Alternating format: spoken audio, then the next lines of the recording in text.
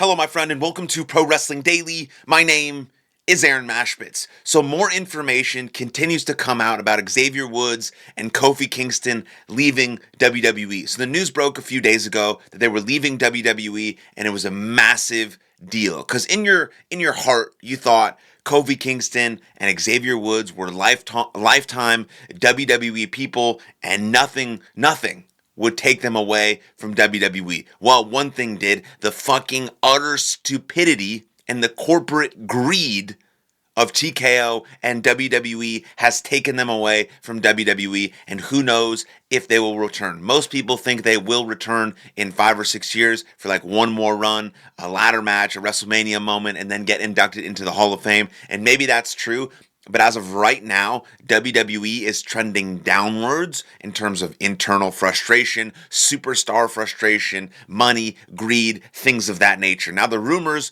were that they were doing budget cuts and they were restructuring contracts, and then Roman Reigns' contract was getting restructured and he was going to miss all these June dates. That seems to be unfounded and untrue, and nothing about Roman Reigns has come out since. But now we now know that the New Day decided to walk away, Xavier Woods and Kofi Kingston, because Big E, I believe, still works for WWE. Kofi Kingston and Xavier Woods decided to walk away from WWE after TKO specifically asked them to take a 50%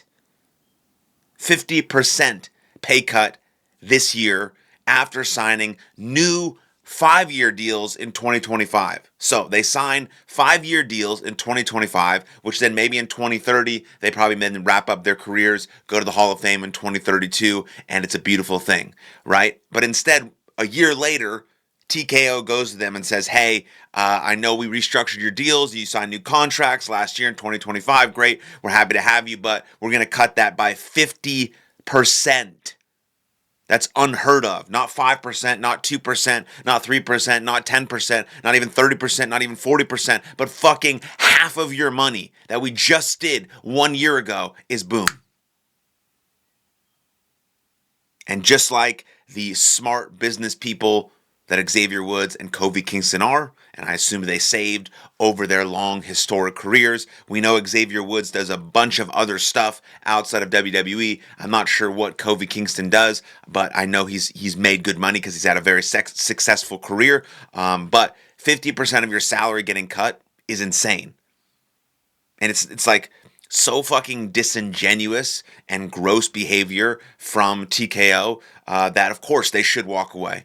Yes, as honorable people, they should absolutely walk away. And there's another thing that's been bothering me and other people is that the guy writing the show, who hasn't put Kofi Kingston and Xavier Woods in any meaningful, storylines, zero effort with his booking, gets a raise and a new shiny 3-year extension. So the guy that can't write the show and put them in a show where they're very entertaining, they put him with Grayson Waller, who's not bad, could have worked, but the New Day went heel and then it kind of got stale and there was no meaningful something for them, and then it was going a little dry. But it doesn't mean you cut them by 50%. Obviously, that guy who probably hasn't written a good storyline maybe ever gets a 3-year shiny new contract. It's tough to like these corporate guys. It's tough. They make it really hard because they make all these shitty decisions.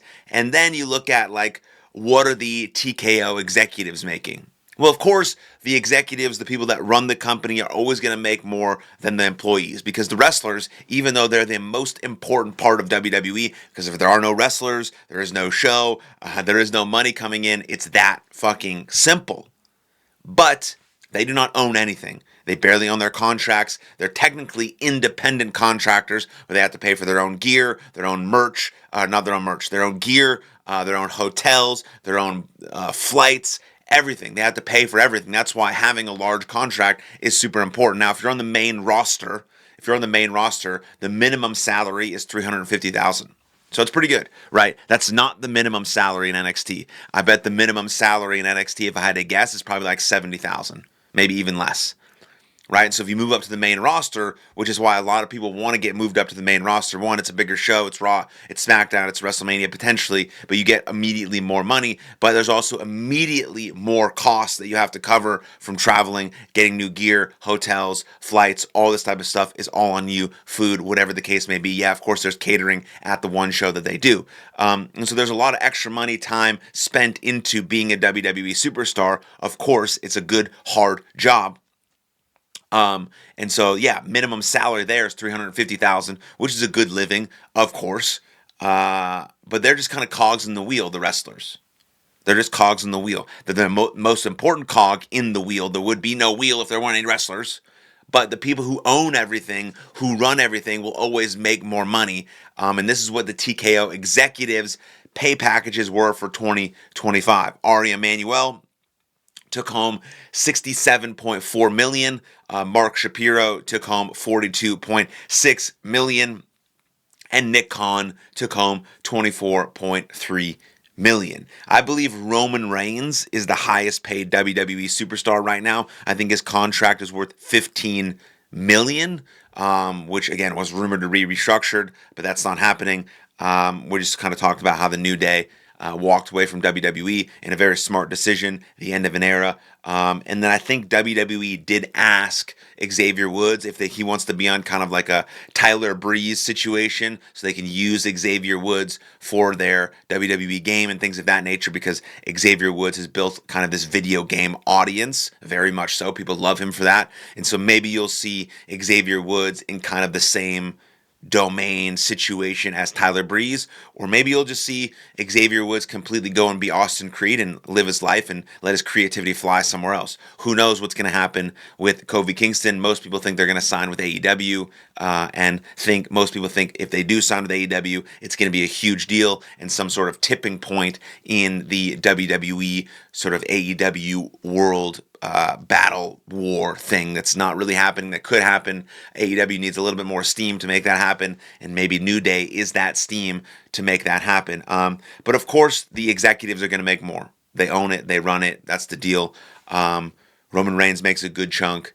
$350,000 is minimum for main roster wrestlers. But WWE and TKO really need to sit down and think how they want to treat their people and how to bring out the best in their wrestlers. And this is not the way forward. It's also not the way forward if you want to give the best product to the fans, who are the most important piece of your business. I would consider that before making any of these stupid decisions. So let me know what you think in the comments down below. Then like this video, subscribe to the channel, and I'll see you guys next time. Lots of love. Cheers.